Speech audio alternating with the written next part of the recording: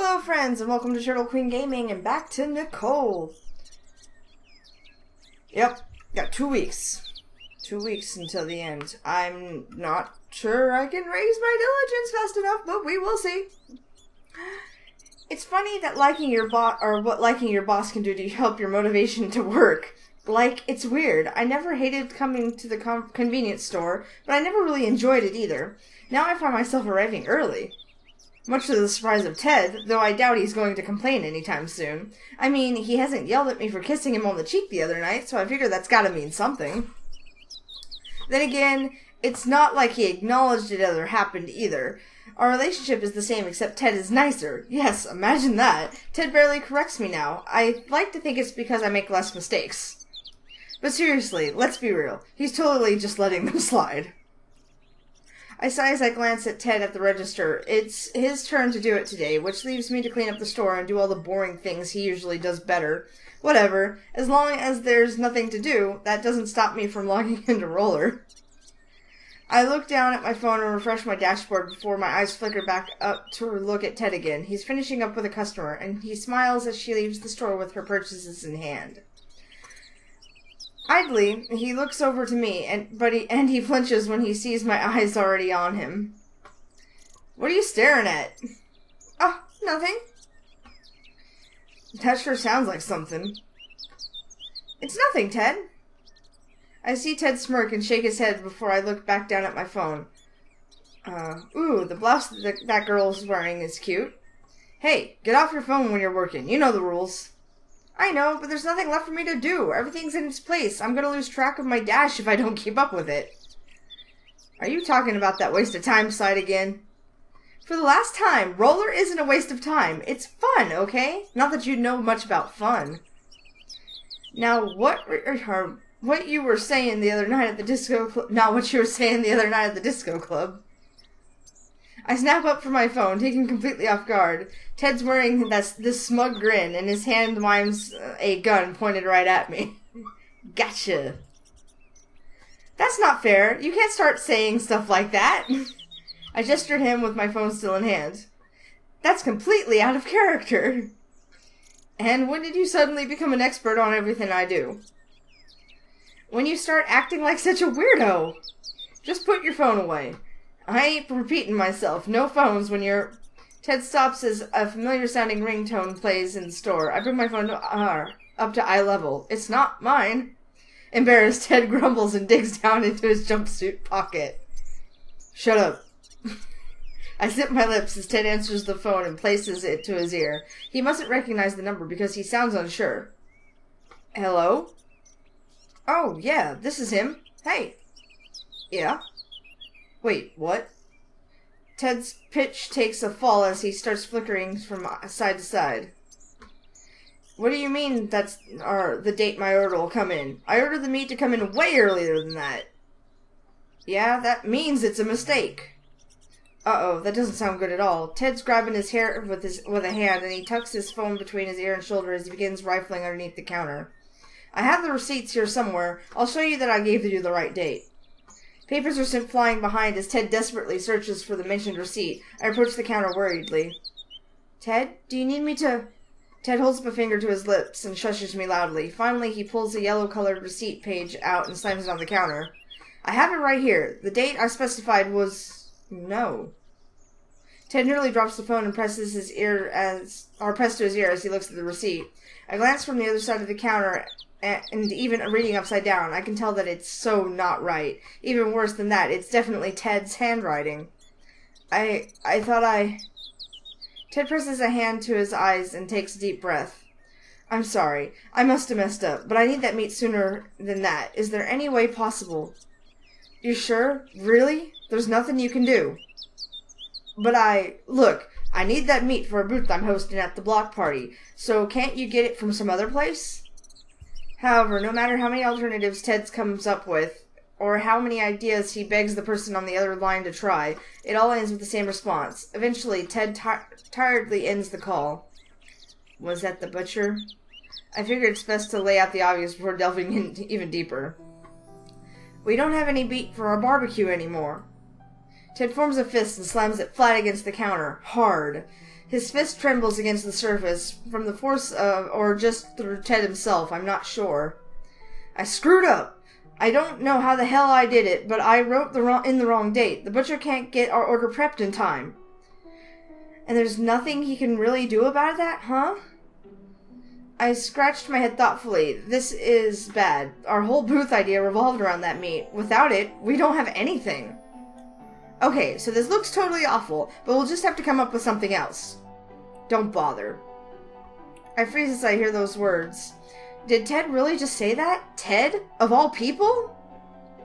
He looks so defeated right now. His shoulders are hunched over and he won't even look at me. Quietly, he slips out from behind the counter and heads toward the back room. Ted, where are you going? It doesn't matter. I need to be alone right now. Don't bother me. The door to the back room slams hard after him. This is getting worse by the second, and I'm worried that about Ted in this state. I'm sure I wouldn't be the only one. Figuring I have nothing left to lose, I take out my cell phone and go through my phone book for Ron's number. I tap it once to find it, then carefully cradle my phone close to my ear, moving far from the back room so there's no chance of Ted overhearing me. I never thought I'd have to call Ron for something like this. Hello? Hey, Mr. Starr. Shoot, Ron. I meant Ron. I do my best to force some cheeriness into my voice. I don't want him to think something's wrong, even though something is wrong. Sorry to bother you while you're working, but there's kind of a big problem down here at the store. I start explaining the predicament in a hushed voice, wincing a little as I go over the part where Ted messed up the order for the meat. Ron doesn't act outraged or anything like that. He stays pretty calm for the most part. I had a nagging feeling that something like this would happen. How's Ted taking it? I glance over to the back room. Not very well. He shut himself in the back room. I don't think he wants to talk about it. It'd be better not to disturb him. The poor boy is probably blaming himself silly over this right now. I don't get how it happened, though. Ted normally doesn't make mistakes like that. I think I might have an idea. You ever notice how he starts nodding off in the middle of the day? Yeah, I remember something like that happening. Ooh, are you saying he might have been tired while he was placing the order? If I know my son, and I've known him for a pretty dang long time, then that must have been what happened. He would have never let something like that slip otherwise. So it was because he was overworking himself that Ted messed up. I feel really bad for him. He was really depending on this barbecue booth to help save the shop. And now that's all been dashed. Nicole, mind if I get a little up close and personal with you? I hesitate to answer. I'm not sure how personal I want to get with Mr. Starr, even if he is moderately attractive for his age. Okay? Do you blame Ted for this? I freeze with the phone held to my ear. That's a pretty heavy question, isn't it? I mean, like, I don't like it, but I don't think Ron's gonna let me sidestep so easily. Well, I don't blame him. He was tired. Crap happens. I know that he's the one who filled out the form, but I don't blame him for anything. People mess up. It happens. It sucks that it happened now, but pointing fingers won't fix anything. Ha, that's our Nicole. Always such a sweetheart. I'm real lucky Teddy found a nice girl like you.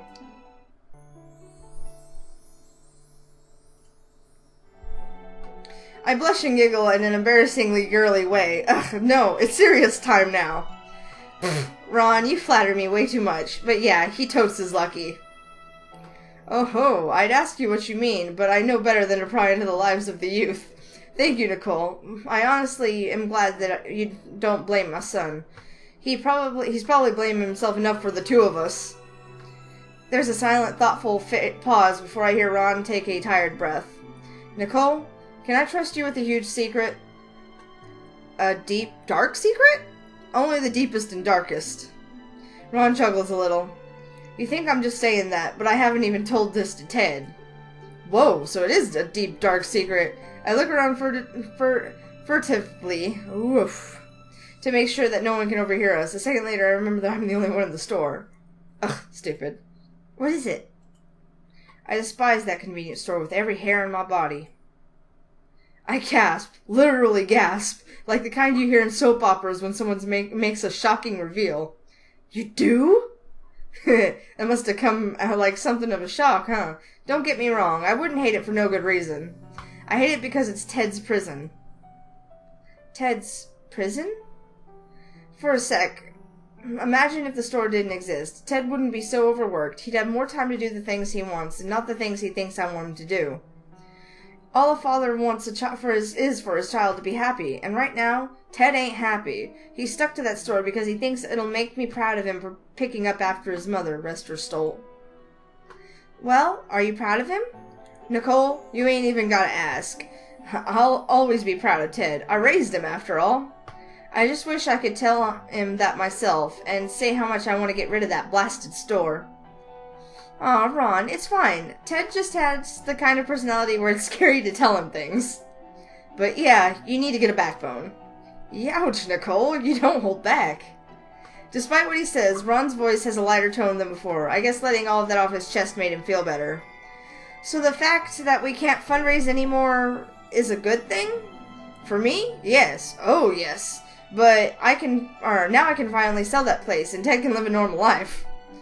But don't you think he'll just find something else to do in its place? I don't think you're solving his problem this way. I don't know how to solve it either, though. Well, this ain't something that we should discuss so openly over the phone. I'm getting funny looks from the guys, so I better skedaddle. Oh, okay, I probably shouldn't bother Ted right now, huh? He probably said to leave him alone for a little, right? Best do as he asks. I really don't want to, but I don't want to make Ted feel worse either. I bid Ron Fellwell over the phone, hang up, and go to the back room to tell the same to Ted. Ted? I knock on the door firmly. I think I'm going to head out. Is that okay? Do what you want. I'm going to take that as a yes. I need my cardigan, though. I left it in the back. The door suddenly cracks open, and my black cardigan flies out through it onto the floor. I snatched off the floor with lowered eyelids. Thanks, Ted. I'll see you later. I make sure my voice is rich with okay. Thanks, Ted. I'll see you later. I make sure my voice is rich with sarcasm before I leave the convenience store. That was probably not my best way to say goodbye, but I doubt Ted would have felt any better if I acted nice. He'd probably think I was coddling him. I rub my head as I make my way back to my dorm. I don't know what to do. First I was trying to figure out my feelings for Ted. Now I have to figure out this. A girl can only do so much. Whatever the case, though, I'm going to have to look out for Ted as best I can. I like him, so hopefully, maybe I can help him through this. I want to at least do what I can. Okay. I'm going to do some jogging. Jogging. I seriously don't know what I can do.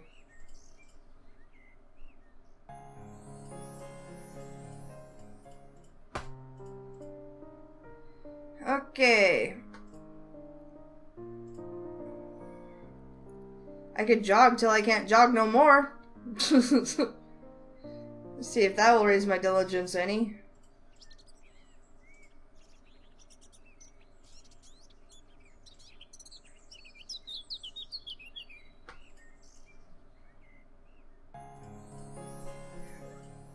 I don't know if that helped me at all. But, okay. So, do you have to pick one and just stick with it the entire time? That seems kind of silly.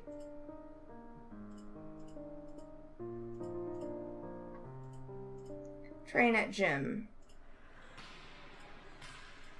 Okay, train at gym takes 2 game turns and costs $10. Is that more than jogging? I just don't think I'm gonna get it over 900.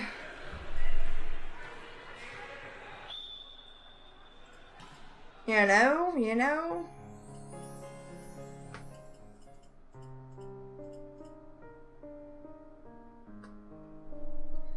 Oh, it must... Okay, I do have class.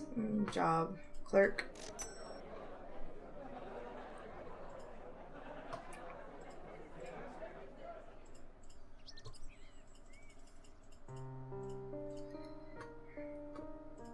Job. Clerk.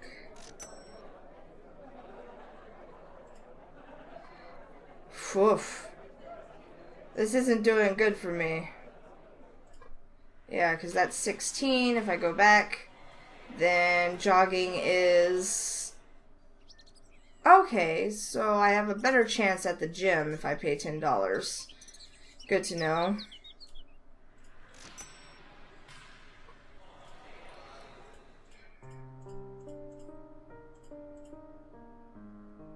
Convenience store. I'm gonna have to take a nap. Ew. I don't know. I don't know if I could.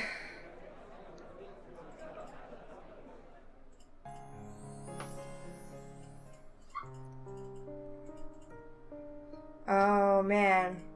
It's getting close, and I really should finish off the clues as well. Ooh. I honestly don't know what to do.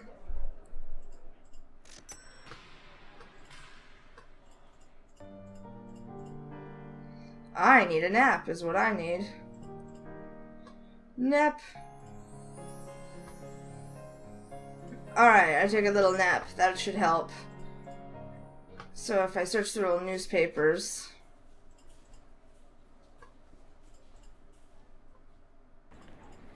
Okay, I should be able to fill out the clues. Okay, I know I was all gung-ho about this before, but I might be letting all this abduction business finally get to me. Believe me, it's hard to admit it, but I'm acting like an addict who needs a fix. Lately, all I can think about is finding out more. It's almost like I need to investigate or I'll go crazy. School's becoming a second priority, and that's no way to go now that we're getting close to the end of the year. I have finals coming up. Yet it doesn't seem like I'm getting much studying done here at the library. I drum my fingers and knit my brow, ignoring my open laptop for the meantime. What else do these girls have in common? I mumble to myself, trying to think harder. There has to be a reason that the kidnapper picked these 3 girls.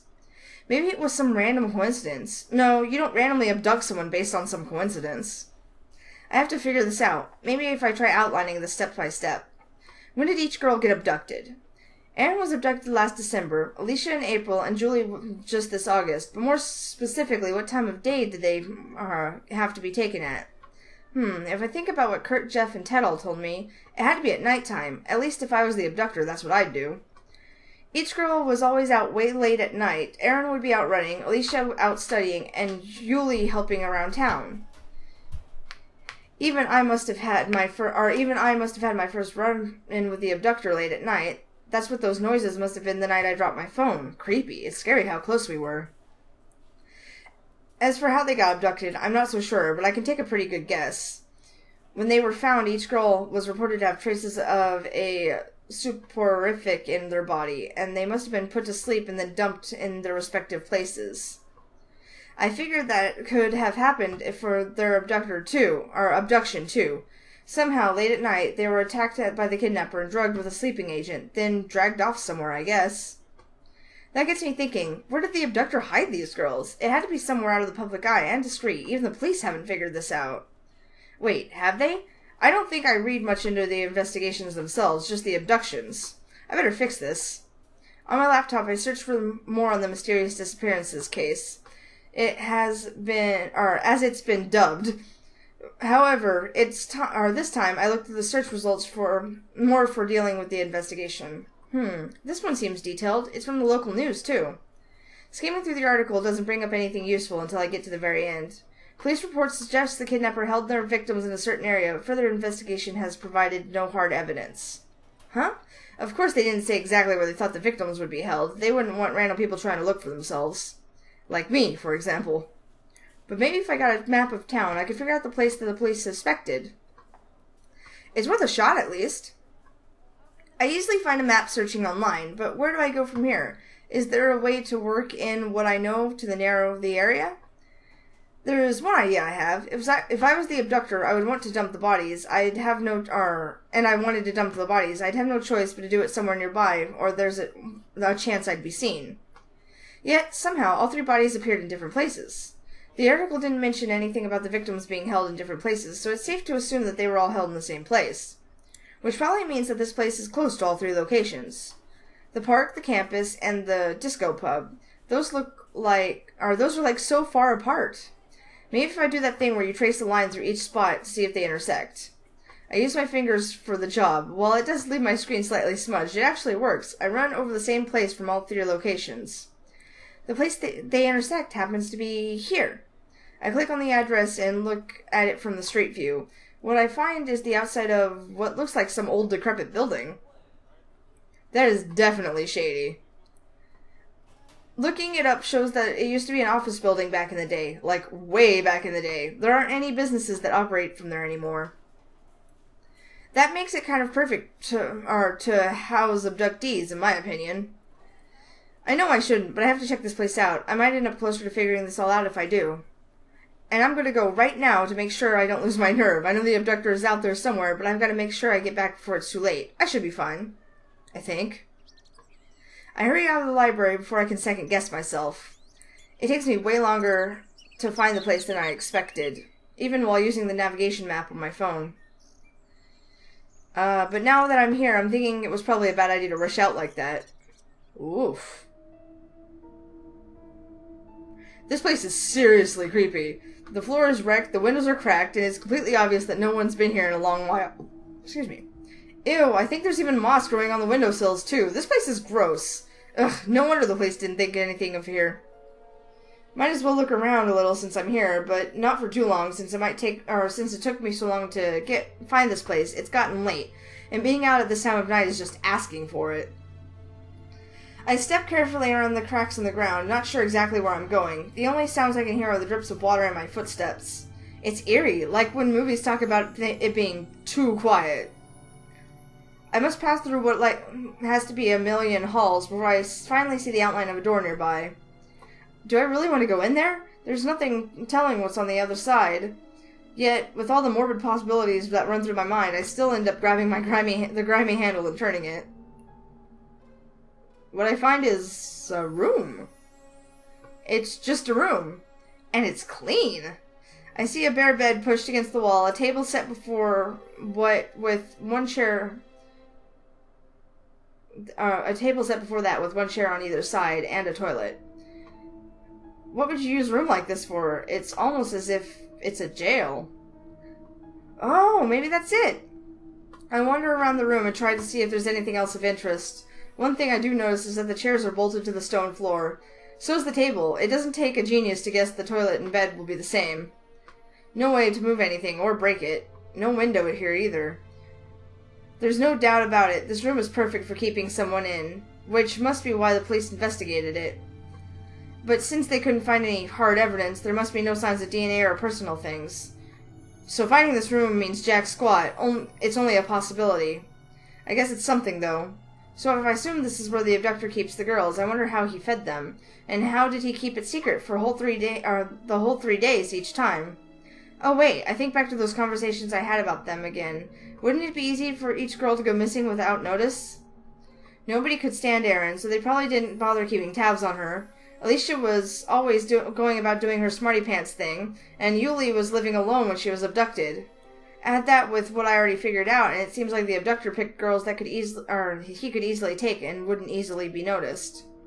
Well, I'm a terrible plan then, because people would notice me missing. If that's the case, why pick me? Chandra and I talk like every day. She'd notice if I was missing right off the bat. That doesn't make any sense. As much as as I think about it, I can't seem to fit it together. I shake my head, stopping myself before I get too far ahead. This isn't the place to do this. Anyway, I should get out of here while I still can. I quietly exit the room, closing the door behind me. Walking back through this place is not going to be fun, but hey, maybe there's another way out. I should at least check. Heading the opposite way I came, I'm using my phone as a flashlight. It's just for the sake of finding my footing. There's nothing in this place I really want to see. Going further in is just as confusing as it was coming in. There are no more doors on the walls, but creaking them there are more doors on the walls, but creaking them open with my foot only reveals dirty, empty rooms. Whoever they are, at least they know how to pick a place with the right mood. An abandoned building, the place you'd first suspect something sinister to happen. Maybe the reason they found no evidence was because this place has nothing to do with the abductions, though. I could be on the completely wrong track. What am I even doing? I'm just a girl. I should have gone to the police right away the moment I got the threatening message. Not try to solve this all on my own. Maybe I'm in way over my head. I forced myself to break out of my session of self-loathing once I noticed a door similar to the one that got me in here. Ooh, a back entrance! I thought something like that would exist. I feel much more relaxed outside than I am in the abandoned building. It's so confined and suffocating in there. It makes me feel like I'm some heroine in a scary movie. Maybe I am right now. It looks like this entrance leads out to the back lot of the building, so I find my way back to the front, next to the street. Phew, the street lights are on. If I keep under these, I'll have safely made my way back to the campus. The problem is getting back to my dorm on my own, but I've been practicing a few routes. I grab my bag and am about to head to the building's lot when I suddenly hear a noise. Did something rustle? God, this is such deja vu. If I hear it again, I'm going to do what I should have done last time and scream for help. But I don't. I don't hear anything afterward. I exhale loudly, and my body sags as all the pent-up anxiety dissipates. I guess it really was nothing this time. All of this cannot be good for health, I swear. I fix my hair nervously, biting my lip, and then continue on the way I intended. I don't look back once. I tell myself that it's because I'm trying not to be overly paranoid, but honestly, I think I'm just too scared of what I'd see if I did. Okay! Might as well just grab some... There we go.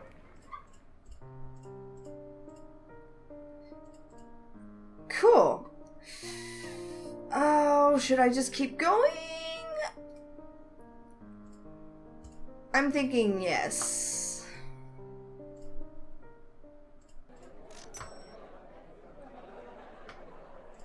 Oh, I might be able to get it over 900. Oh my god, I'm so close. This is ridiculous.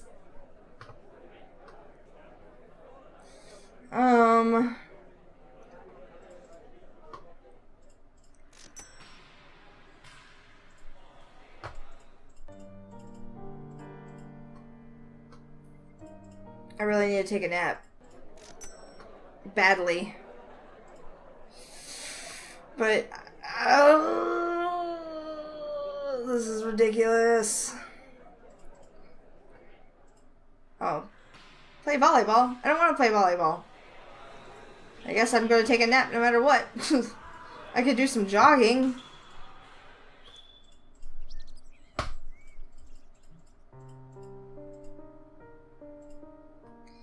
I have to take a nap.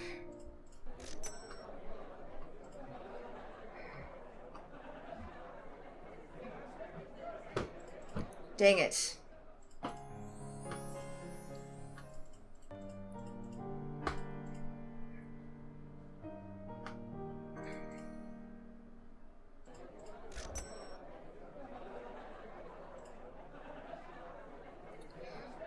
Public park.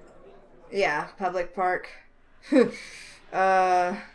Jogging. Oh man. Oh man. Oh man. Hopefully I can make it. Job. Okay. Diligence is over 900. I unlocked the normal ending. Barely. How do I get the special ending? I thought I had to be over 900. Irrelevant. We'll just go for the normal ending. Do I have to have 100% clues in order to win? I don't know. Irrelevant. We'll see what happens later. It's a really loud night tonight. People are crowding the streets, wandering from attraction to attraction. The buildings are lit up with paper lanterns of different colors. Balloons are tied to the lampposts, and there are streamers, flyers, you name it. This block party is really kicking, and the best part is all the food. There are so many food vendors that they had to put up a map of them all. I only got a stick of cotton candy, though. I have to try to watch my figure at least a little. Unfortunately, I can't seem to enjoy it at all. It only reminds me of what we should have been hosting at, or that we should have been hosting at a booth too. And that reminds me of how bummed Ted must be right now. Honestly, I'm not too upset about the store. It's just Ted that I'm worried about. Since we couldn't host a fundraiser and the store is basically doomed to fall into debt, Ron decided that selling it sooner would be better. Though really, I know the real reason he's so eager to sell it, to get rid of the store and he gets his son back. It's been a while since that day, and Ted seems resigned to the idea of selling the shop. I had hoped that Mr. Starr talked to him after all this time, but I'm pretty sure he hasn't. Or, as the Stars would say, I bet my biscuits he hasn't. How can I tell? The fact that Ted didn't accept my invitation to go to this block party? Thanks to him, I'm all by myself. but I know when he's super crushed, so it's okay. I was hoping to use the block party as a way to cheer him up, but, well, so much for that. He told me to stop coming to work for a few days, so I have no idea what's going on with him. I'm pretty sure the shop's going to be sold soon, so he must be taking care of that, I guess? This is a party. It's supposed to be happy, so cheer up, me! I have to take my mind off of Ted somehow. I see a street musician rocking out on an acoustic guitar nearby. Looks like I found my way to do it. There's already a small crowd around the guy. A couple of teenagers, parents holding the hands of children with painted faces. It's only like he's getting done with a song just as I join in, and the small crowd erupts in applause. Even though I just got there, I clap too. What? It's rude not to. The guitarist raises a hand to quiet down the audience and immediately starts into his next song. It's a lively one, which gets some of the parents going with a few amazed oohs. It sounds strangely familiar. Is it modern? Yeah, this has to be a modern song because I'm sure I've heard it recently. I catch myself nodding to the beat and tapping my foot when it hits me, like my muscle memory has just activated it. This is a song that Ted and I danced to at that disco club. It all comes swarming back. The way he gripped my hands as he held me in the frame, the sound of his voice as he whispered directions in my ear. I sigh a little, shivering. My body warms like he's standing right next to me, and I reflexively turn. But duh, he's not going to be there. Ugh, fine, I get it. I don't care if he's sad or whatever. I'm going to find him tonight, and I'm going to cheer him up, damn it! The guitarist is doing a really good job, but I turn on my heel to head out. I should have been watching where I was going because I run smack dab into someone else. Sorry. I steady myself on my feet and see, to my horror, that some of my cotton candy has gotten stuck to this guy's dark blue police uniform. Oh. Police uniform? How do you know I was thinking of getting something sweet? Playfully, Ron pinches some of the stuff off his shirt and dabs it into his mouth. I always found it funny how it just goes and dissolves in your mouth like that. Like you're really eating cotton. But, I'm rambling, ain't I? Thank goodness I ran into you, Nicole. You see Ted anywhere? No, I've tried inviting him out tonight, but he shot me down. I was about to call him and find out where he was, but I'm guessing if you don't know, he's not about to tell me. I've tried calling and calling that cell phone of his, but it's off. I came home to an empty house tonight. I'm worried. I don't know what's going on through that boy's mind, but I figured that he came to the block party, but what if he ain't even here? Well, there's only one way to find out. We'll have to look for him. I pound my fist into my palm and grin. I'm determined. What do you say, Ron? Search party? Why the heck not? This block party ain't too big. The two of us can cover it. Ron makes some hand signal and I recognize from cop shows as the sign to split up. Take that way, and I'll take this way. Once you reach the end, call the other if you don't find him. Understand? I nod and do my best impression of a policeman's salute. Roger. Oh, but Nicole. He pulls up a crumpled piece of paper out of his pocket and hands it to me. If you do find Ted, can you give this to him? I was planning on finally sitting him down tonight, so I wrote my thoughts out to know what to say. I look at the piece of paper nervously. Can I read it? You've heard all about it. I told you over the phone, remember? About how much I hated that dang store? That's all it is. What about if you find him? Won't you need it? Ron grins and taps the side of his head knowingly. I got it all stored up here in my trusty old noggin. Don't you worry. I'll remember what to say when it comes down to it. Let's get going. Ted's a grown boy, but I'm still his pa. Knowing he's out here by himself makes me antsy. It's the same for me, so I pocket the paper and head out to look for Ted. I don't have much luck at the start. I ask around the booths and people walking by, but no one claims to have seen someone like Ted around. It makes me even more worried. Yeah, it's Ted, so it's like, what's the worst can he do? But you never know. I'm sure he'd find something drastic. I end up searching for a good half hour, and I eventually find my way near the tip of the park. It's mostly deserted here for obvious reasons. Why go here when there's a party happening right nearby? I don't think wallowing in the dark is Ted's style either. No, if he's here, if he is here, I must have gone too far. I'll have to go back, but first I have to call Ron and tell him the news. I'm searching through my phone book when a thought occurs to me. What if Ted went back there? Back to the store? It's only on my side, or it's on my side of the block party, so I can ask Ron if he can go. So I can't ask Ron if he can go check. Ugh, I hate running though.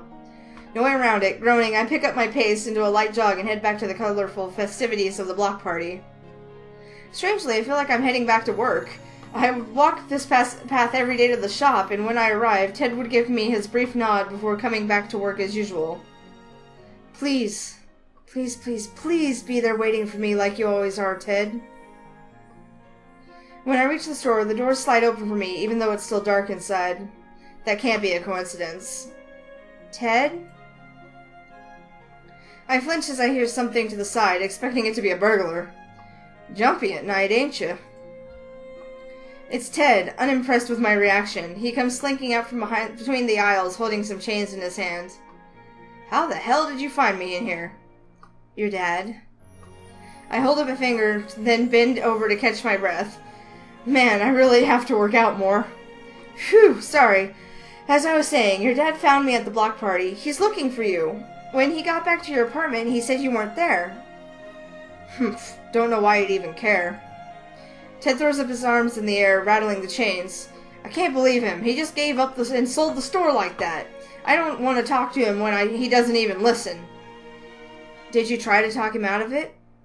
You think I wouldn't? I promised him I'd come up with some other way. Some way to make up for messing up so badly. But he wouldn't listen to me. He told me it was better to sell it, and he didn't even explain. I cautiously take a step closer to Ted. I don't want to scare him off. Ted, your dad was going to try to talk to you tonight. He told me that earlier. He doesn't need to. I know what he's going to say. I let him down. Aww. All this time I've been doing my best to make him proud, and I let him down like that, over some simple, stupid mistake on a form. I can't believe myself either. So I understand. But I have to show Pops that I'm serious about this. He lifts up the chains, and it's only now that I've noticed that they're loosely wrapped around his wrists. I'm going to show him how much the store means to me. I don't care what I have to do. I won't leave this place without a fight. Wait, you're gonna chain yourself to the store? It's a form of peaceful protest, Nicole. Sheesh, I thought you would have known that. I figured tonight would be the night. Everyone's at the block party. More people would see me that way. My dad hears about it, comes running, sees how dedicated I am, and then he'll change his mind. He has to. There's a desperation into Ted's voice that scares me. I know he cared about the store because of his parents, so I hate to do this, but... Ted, no. You can't do that. Ted looks at me, affronted. Who said you were the boss of me? I mean, it literally won't work. There's nothing you can do to make your dad change his mind. And you know this how? Heavily, I reach into my pocket and pull out the piece of paper Ron gave me earlier. I read it while I was searching for Ted. It's a bunch of notes and unorganized thoughts, but I think Ted should get it. Here, take this. Your dad wrote all of it for the talk that he was going to have with you. You should get what he was going to say from that. Ted skeptically swipes the paper out of my hand and flicks it open with a finger. I let him take his time reading it. It's not that long, but I'm sure that he's going to want to reread it a few times to let it sink in. However, as it does, Ted's expression changes into something I hadn't expected. What the hell is this? Ted grits his teeth and he looks up at me, eyes blazing angrily. Oh no, what did I do? From the start, he never wanted this shop? What the hell was he doing all this time? Was he just screwing with me? Ted crumples the piece of paper into a ball and throws it across the room, bouncing it against the glass wall. What the hell is his problem?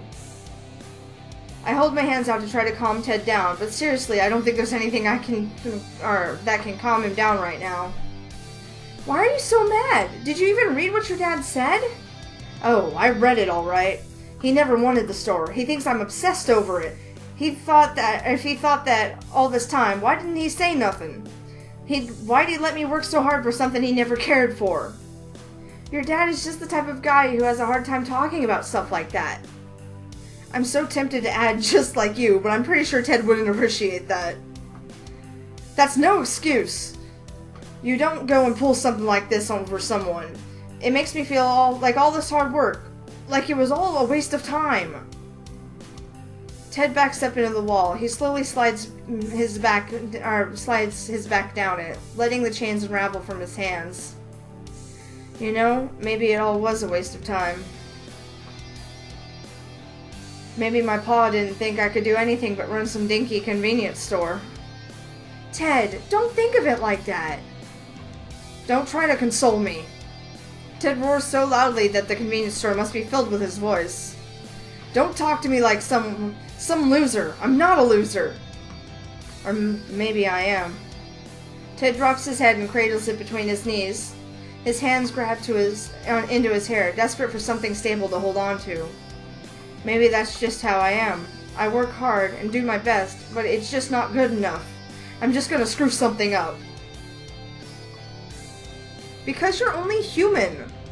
My voice is loud enough to grab Ted's attention from the linoleum floor. Slowly, he looks up at me like I've just spoken in a revelation. Ted, I know you want to be perfect, but, like, that's impossible, you know? We're only humans. We're going to make mistakes, and there's nothing we can do about it. But that doesn't make us screw-ups or not worth anyone's time, even though you made a mistake. You know what your dad said? He still told me he was proud of you, and that he always has been. You've done so much, Ted. You work so hard, and your heart is always in the right place. You've inspired me to do my best, too, so don't say that you're not good enough, okay?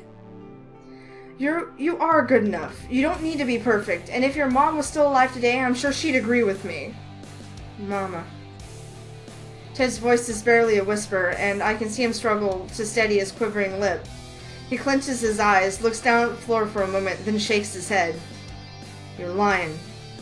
He leaps to his feet, startling me, then starts forward right at me. You're lying. I don't believe you. You're only trying to make me feel better. Ted's blushing super hard, and he points an accusing finger right at me. Why is he being so defiant? I'm only trying to praise him. I'm not lying. I meant it. Everything. Gosh, what am I going to have to tell this idiot to get him to listen to me? Fine. You know what? I'll prove it to you. Ted scoffs, like the very notion is impossible. Prove it to me, and just how are you going to? I close the gap between us and press my lips fleetingly against Ted's. We're close enough for me to feel his heart stammering from underneath his shirt, and I can only indulge in the softness of his touch until he suddenly pushes me away. Ted's eyes are wide, and his expression is way past flustered and into mortified territory. His hand shakes as he points at me now. What did you... What was that? I just proved that you were good enough, see? If you got me to fall for you, that has to prove that you're something great, right? I blush a little and start laughing. Yeah, I totally just gave a smooth confession right there, but my heart must be beating as fast as Ted's right now. Ted's face goes the reddest I've seen it as he shyly covers his lips with a hand. You... He keeps talking from behind his finger shield, like words would fail him otherwise. You really like me? Do I really have to keep saying it? I'm crazy about you, Ted. I mean it. I sober up a little as I look Ted right in his shaky eyes, so he knows I'm serious. So don't ever say you're not good enough just because you're not perfect. You don't have to be. You're perfectly imperfect, and that must be why I like you so much. Ted keeps his hand clamped over his mouth as he uneasily glances to the side. Finally, he lowers it, and I watch his lips quiver as he struggles to remain cool. I guess if you wanted to be my girlfriend, I could do worse. His words make warmth blossom in my chest. As thinly veiled as they were, I giggle and coyly hold a finger to my lips, blushing. So, are you saying that you like me too? Ted takes a deep breath and nervously clears his throat. I'm not going to repeat this, so you better be listening now. I'm very fond of you, Nicole. You can say that, yes. I'm head over heels for you. I never thought I'd ever be saying this to anyone anytime soon. But being with you gives my life a spark. Ted hunches his shoulders and starts speaking from the corner of his mouth in a quick, quiet voice. So, go out with me, please. That's all I need to hear. I charge Ted and jump into his arms, laughing as he twirls me around some. Quickly, he sets me down on my feet and returns to normal as though remembering himself. Don't think I'm treating you differently just because we're dating now. It's okay. Anytime I need something, I tap my lips. I'll just do what I did before. Just don't talk about it so casually like that. Ted covers his mouth with his own hands, but it doesn't drown out the sound of me laughing from behind it. Eventually, Ted joins in quietly, and the store fills with the sound of both our voices.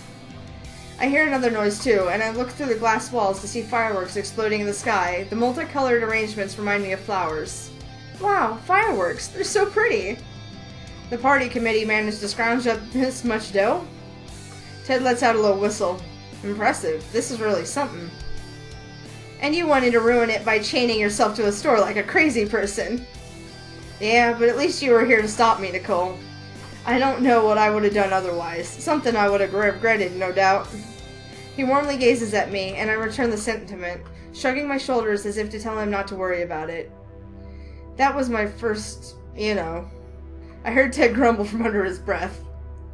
First kiss? Yes, okay, it was. Go ahead and laugh. I don't. Instead, I lightly nudge his shoulder. Mine too. Don't worry so much about it. I just never found anyone I felt anything for. But that reminds me. I really should call your dad and tell him I found you. He's super worried. No thanks to you. Yeah, I'll call him myself. Don't nag me. But... Ted scratches the side of his face bashfully. I was too surprised when we kissed before, so I wasn't all there mentally. I looked at Ted for a moment before I finally get what he's saying. I lower my eyelid and grins a cat's grin. Does someone want to kiss again? Huffing playfully, Ted brings his hand underneath my chin and tips it upward. Just as he lowers his lips to meet mine, a pop of fireworks explodes in the air, lighting up the night sky with color. Shut up. I wonder why I can feel Ted's lips against my teeth until I realize I'm smiling. Aww. That's adorable. Do I not get super special any? Why is there no credit music? It's like creepily quiet. There should definitely be credit music. That was adorable. I don't know why I only got the normal ending. I guess I'd have to have them both full. I'm gonna check real quick, and cause I think that it can't possibly change that much. No, I'll save it to another episode. We'll do the full romantic special whatever ending in the next episode. Yeah, that'll work. This one was a little extra long, but I wanted to actually get to the end because it would be silly to cut it off and there'd be only like 10 minutes of reading the ending, closeout, whatever. But I'm gonna have to save it for another episode because I'm guessing I'm gonna have to start completely over and just focus and get diligence and clues completely full. So, we'll visit the special ending next time. Thanks for watching Ted's normal ending. It was incredibly adorable. And until next time, peace out, y'all.